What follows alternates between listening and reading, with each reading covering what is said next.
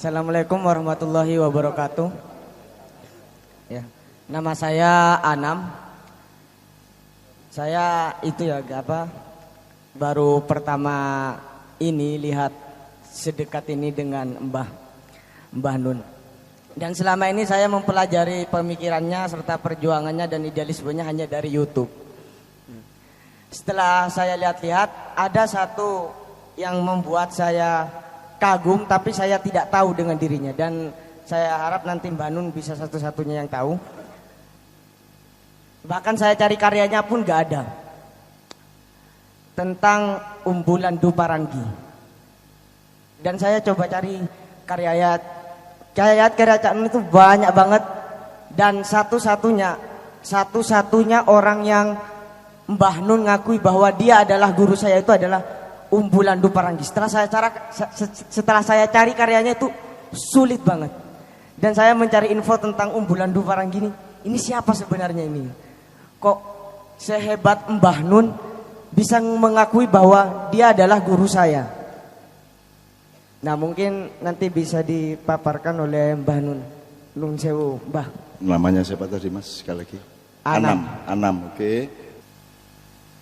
Umbu ini sedang akan dapat hadiah kebudayaan, dia Award of Indonesian Culture bulan April ini di Universitas Indonesia.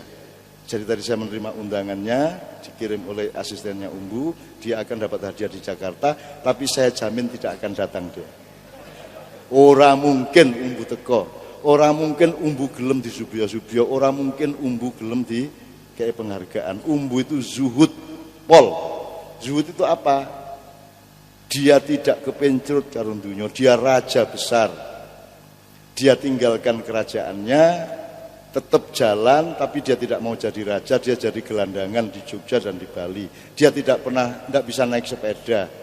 Melaku nang dindi jelong ngono. Nganti saiki umur 70 isih melaku. Dia kaya tidak kaya. Tidak mau kaya, dia raja tidak mau jadi raja. Apa meneh? Karyanya Umbu. Ada dua info ke Anda. Pada suatu hari puisi-puisinya Umbu gini, kalau sastra itu puncak prestasinya adalah kalau puisi dan karya sastra Anda dimuat di majalah Horizon atau majalah sastra. Dadi nek kowe penyair puisimu dimuat Horizon kuwi kaya lunga kaji rasanya. Wis puncak prestasi. Nah, Umbu ini puisinya akan dimuat seluruhnya memenuhi majalah Horizon. Jadi Horizon khusus puisi-puisinya Umbu.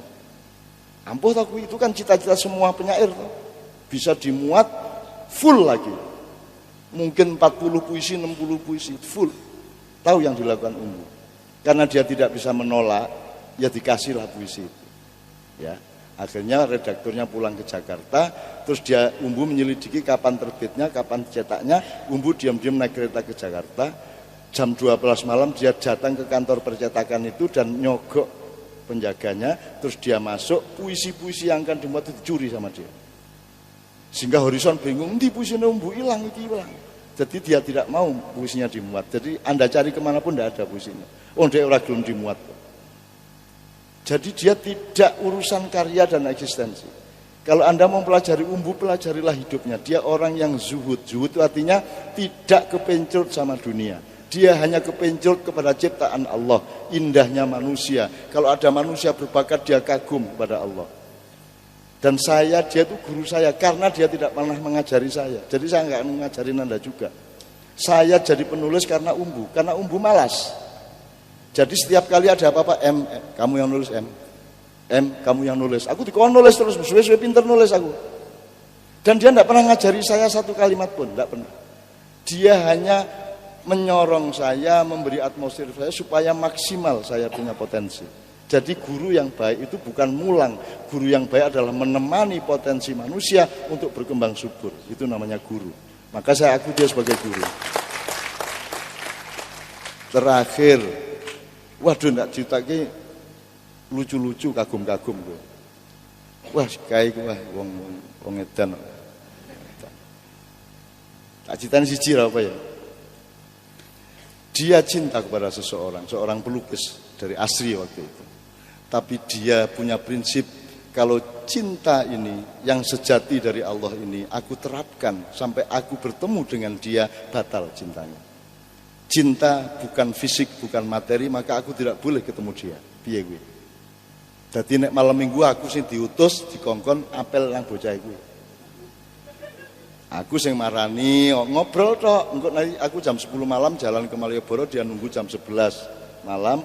Terus nanti duduk sama saya berdua, terus dia tanya-tanya, kakinya gede apa kecil? O apa X?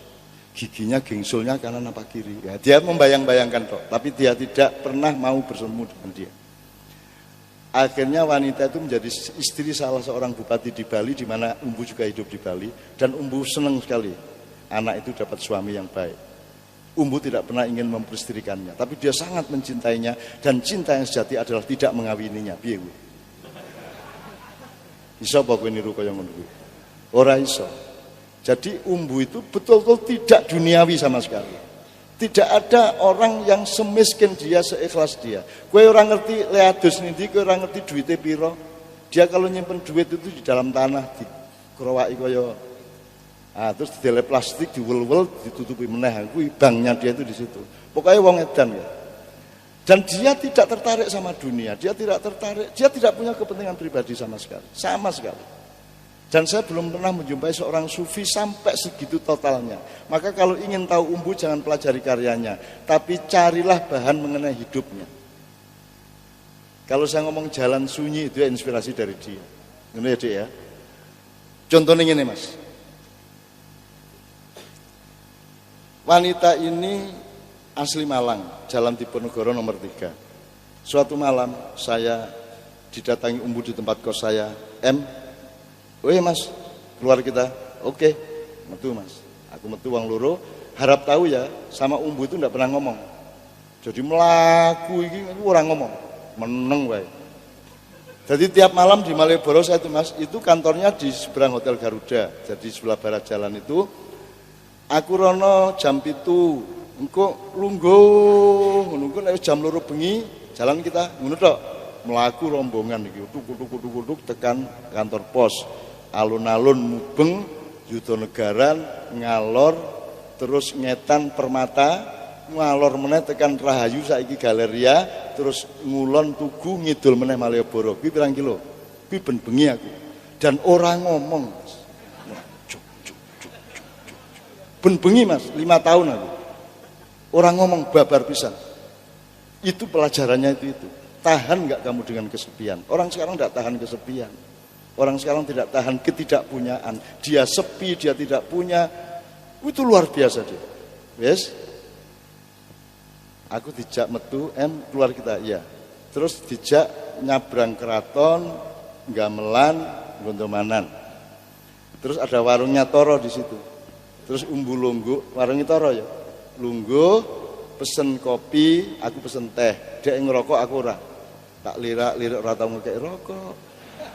Dadi nek njupuk rokok ngene iki set siji ngono kae itu. Tapi jangan pernah menilai Umbu melalui tata nilai budaya, karena dia bukan manusia budaya, dia manusia rohani betul-betul. Terus jam 11 Mas, tekan warung, meneng. Jam 12, meneng. Jam 1, meneng. Jam 2, orang ngomong blas. Jam 3, jam 4 lagi ngomong sak kalimat, keluar lihat bis. Bis apa Mas? Ya bis lah. Maksudnya iki nek jam 4 isuk iki ana bis saka Malang. Nah, ceweknya kan orang Malang. Jadi dia membayangkan wanita ini dari Malang naik bus malam namanya Agung Anugerah sampai di Jogja jam 4 pagi. Posnya di THR waktu itu terminalnya. Jadi Umbu berkhayal bahwa malam hari ini dia dari Malang naik bis, nanti disongsong di THR. Maka saya jam 11 sudah diajak ke situ sampai jam 4. Begitu jam 4 di lihat itu sudah bisnya udah datang belum. Aku metu bisa liwat set mlebu THR wes ngono tok. Terus Mas udah lewat, ya udah pulang kita. Ngono tok. Daerah rawani metu Mas. Aku sing ndelok bise wis teko urung. Aku ya ora ngerti bocah kuwi numpak bis ya ora ngerti aku. Wis pokoknya ada rasa bahwa ini kekasihku dari Malang ke Jogja. Wes cukup. Terus suatu hari cariin tiket ke Malang. Wah gila, mau ngelamar nih, saya bilang. Udahlah cari tiket, gitu kan. Tak tukok ke tiket, bis Agung Anugerah. Tak terkenang Jalan Mangkubumi posnya, tak ewangi melbu nang bis. Saya ingat itu kursi ketiga sebelah kanan. Tak terke ngobrol sidik, bisnya berangkat, bis Umbu jam 9 malam dari Jogja sampai Malang. Kalau Anda ke Malang itu nanti ada Singosari, terus ada Jalan Cemara, terus ada Tugu. Tugu kalau terus ke alun-alun, kalau ke kanan ke Unbra atau ke Ikip. Nah sebelum Tugu itu ada jalan ke kiri, itu daerah perkampungan pahlawan, Jalan Patimura, Jalan Ahmad Yani, Diponegoro, semua di situ. Nah rumahnya si cewek ini Jalan Diponegoro nomor 3. Umbu turun di depan gang itu, masuk jalan kaki, belok ke Jalan Diponegoro. Begitu mau sampai ke rumahnya si cewek ini, dia nggak berani noleh. Melaku, cok kau lewat kuburan, cok. Yang penting dia lewat. Dan orang jelas kui ceweknya ono ning kono orang, pokoknya lewat, wes. Dan dia tidak noleh, nggak berani. Bagi dia itu sakral. Kalau aku sampai melihat rumahnya batal, wes. Metu ujung Jalan Diponegoro belok kiri ke jalan raya tadi.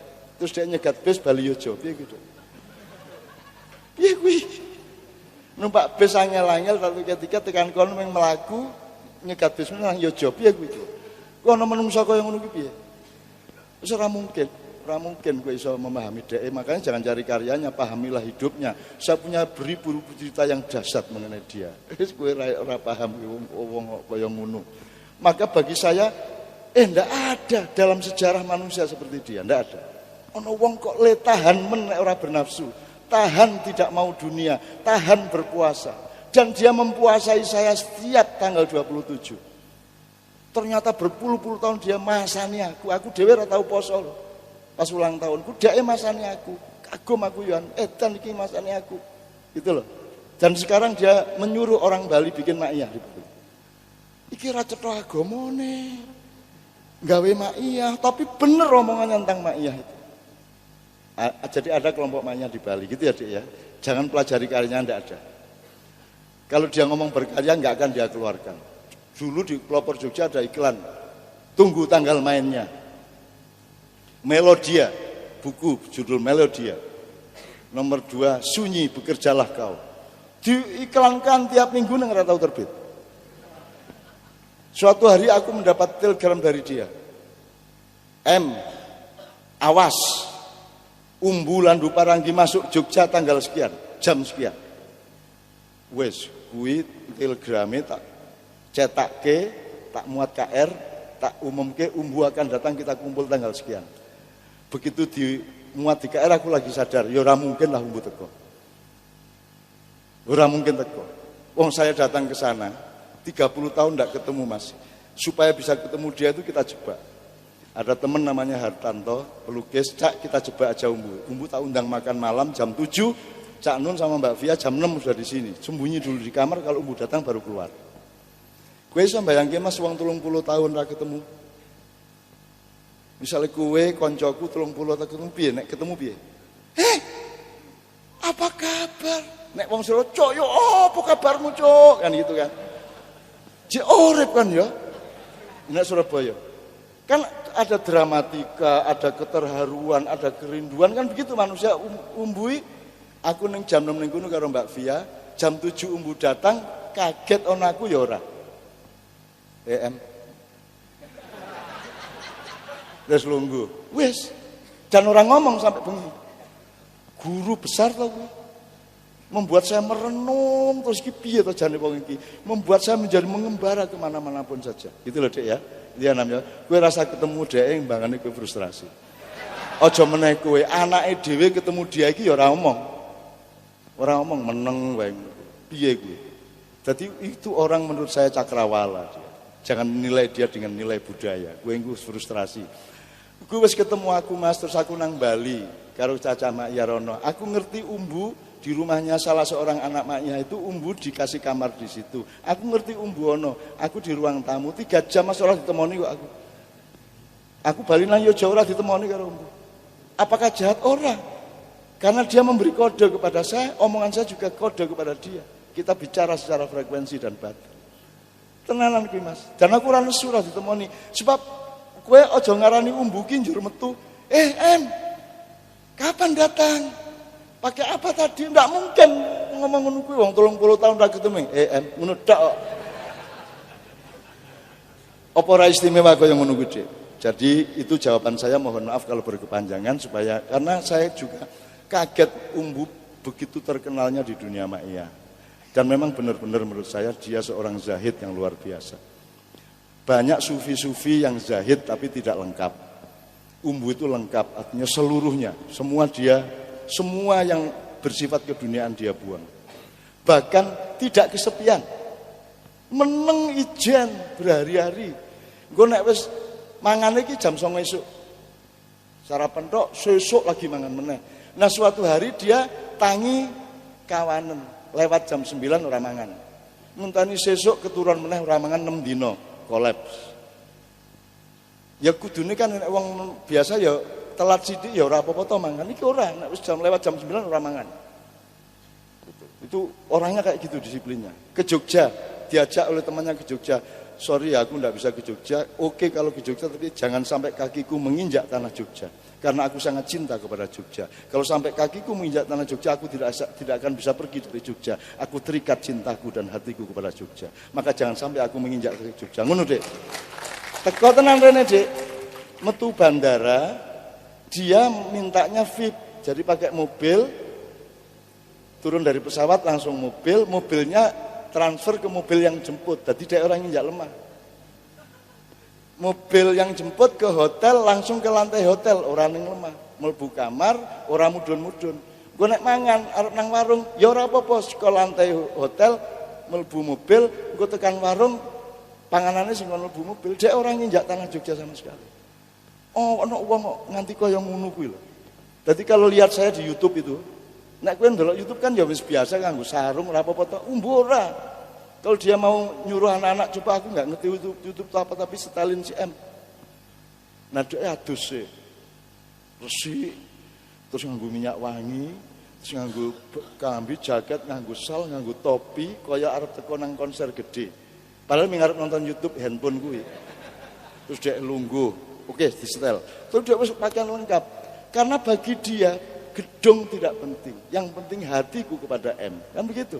M itu saya. Gitu loh, Dek. Jadi dia tidak terikat kepada masjid, tidak terikat kepada dunia. Yang penting hatimu sungguh-sungguh di dalam cinta. Ngono lho, Dek. Jelas ya, Nam ya?